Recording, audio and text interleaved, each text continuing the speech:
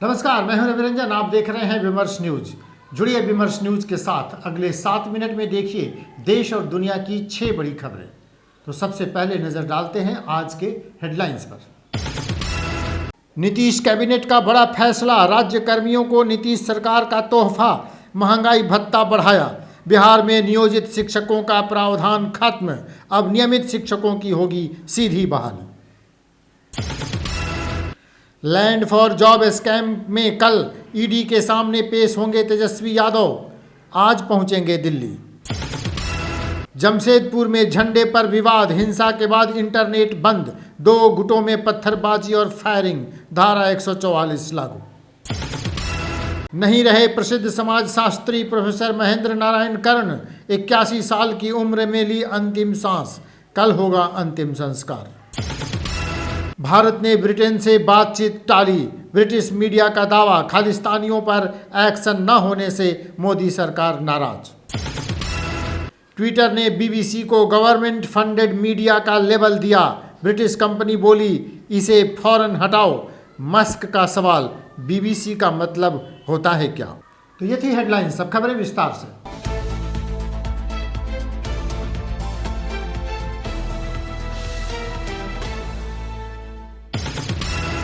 बिहार सरकार के नीतीश कैबिनेट ने आज 2 बड़े फैसले लिए। एक तो बिहार के राज्य कर्मचारियों का 4% डीए बढ़ा दिया गया है, वहीं दूसरी तरफ शिक्षक नियमावली में भारी फेरबदल करते हुए अब नियोजित शिक्षकों का प्रावधान ही खत्म कर दिया गया है। अब सरकार सीधे शिक्षकों की बहाली करेगी। बिहार सरकार के कर्मचारियों के लिए बड़ी खुशी की खबर है। राज्य सरकार ने महंगाई भत्ता बढ़ाने पर फैसला लिया है। बिहार कैबिनेट की बैठक में आज कुल 6 एजेंडों पर मुहर लगी। कर्मचारियों और पेंशन भोगियों के डीए में 4% की बढ़ोतरी की गई है।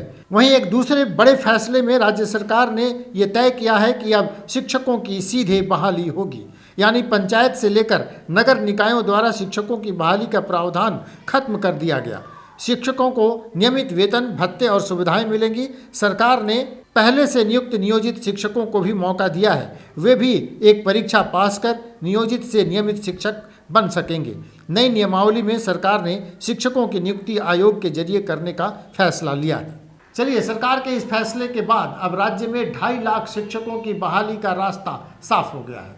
बढ़ते हैं अगली खबर की ओर। जमीन के बदले नौकरी देने के मामले में तेजस्वी यादव की मुश्किलें कम होने का नाम नहीं ले रही। कल यानी 11 अप्रैल को तेजस्वी यादव को दिल्ली में ईडी के सामने प्रस्तुत होना है। लैंड फॉर जॉब के मामले में एक बार फिर लालू परिवार की मुश्किलें बढ़ती नजर आ रही हैं। ईडी ने 11 अप्रैल को उप मुख्यमंत्री तेजस्वी यादव को पूछताछ के लिए बुलाया है।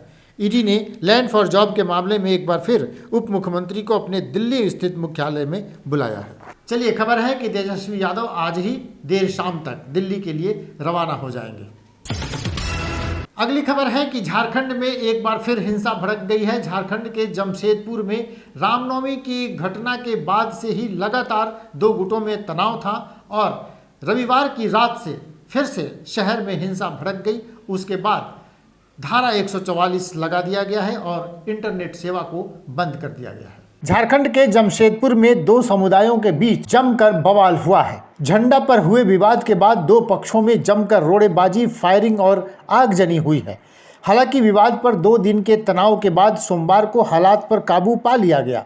सुरक्षा बलों ने सुबह कदमा शास्त्री नगर ब्लॉक में फ्लैग मार्च किया। पूरे इलाके में धारा 144 लागू कर इंटरनेट सेवा बंद कर दिया गया है। चलिए, सरकार का दावा है कि झारखंड में हिंसा पर काबू पा लिया गया है और अब वहां शांति बहाल कर दी गई है। बिहार के जाने माने चर्चित समाजशास्त्री प्रोफेसर महेंद्र नारायण कर्ण का निधन हो गया है। महेंद्र नारायण कर्ण ने 81 साल की उम्र में अंतिम सांसें ली। कल उनका अंतिम संस्कार होगा। प्रसिद्ध समाजशास्त्री और परिवर्तनकारी संघर्षों में सक्रिय रहने वाले प्रोफेसर महेंद्र नारायण कर्ण का 9 अप्रैल को रात्रि 11:30 पर निधन हो गया। वे काफ़ी समय से बीमार चल रहे थे। प्रोफेसर महेंद्र नारायण का पार्थिव शरीर अंतिम दर्शन के लिए pan and pine apartment Phulwari Sharif चौक के पास रखा हुआ है। 11 अप्रैल को शाम 4 बजे दीघा घाट पर उनका अंतिम संस्कार किया जाएगा। अगली खबर है कि भारत और ब्रिटेन के बीच इस समय थोड़ी तल्खी आ गई है। खबर यह है कि भारत ने ब्रिटेन के साथ बातचीत करने से मना कर दिया है। ब्रिटेन की मीडिया का कहना यह है कि खालिस्तान समर्थकों पर कार्रवाई नहीं होने से भारत नाराज है, लेकिन भारत की तरफ से कहा गया है कि तय समय पर उनकी बैठक होगी। ब्रिटेन के एक अखबार ने दावा किया है कि लंदन में पिछले महीने अपने हाई कमीशन पर खालिस्तानियों के प्रदर्शन से भारत सख्त नाराज है। इस रिपोर्ट के मुताबिक नरेंद्र मोदी सरकार ने खालिस्तानियों पर एक्शन न होने के विरोध में ब्रिटेन से ट्रेड रिलेशन को लेकर होने वाली बातचीत टाल दी है। यह मीटिंग 24 अप्रैल को होने वाली थी। भारतीय विदेश मंत्रालय ने ब्रिटिश मीडिया की रिपोर्ट को बेबुनियाद बताया है। भारत ने कहा है कि इस महीने के आखिर में होने वाली बातचीत शेड्यूल के मुताबिक ही होगी। चलिए, ब्रिटेन मीडिया की तरफ से ये बात कही गई है, भारत ने अपना रुख साफ कर दिया है। बढ़ते हैं अगली खबर की ओर। अगली खबर भी ब्रिटेन से जुड़ी हुई है। ट्विटर ने बीबीसी को गवर्नमेंट फंडेड मीडिया करार दिया है। हालांकि बीबीसी ने इसका विरोध किया, तब एलन मस्क ने पूछा कि बीबीसी का मतलब क्या होता है। ट्विटर ने ब्रिटिश ब्रॉडकास्टिंग कॉरपोरेशन बीबीसी को गवर्नमेंट फंडेड मीडिया का लेबल दिया है। बीबीसी के वेरीफाइड अकाउंट पर गोल्डन टिक के साथ गवर्नमेंट फंडेड मीडिया का टैग लगाया गया है। बीबीसी ने ट्विटर मैनेजमेंट के सामने आपत्ति जताई है और इस मामले को जल्द सुलझाने का दावा किया है।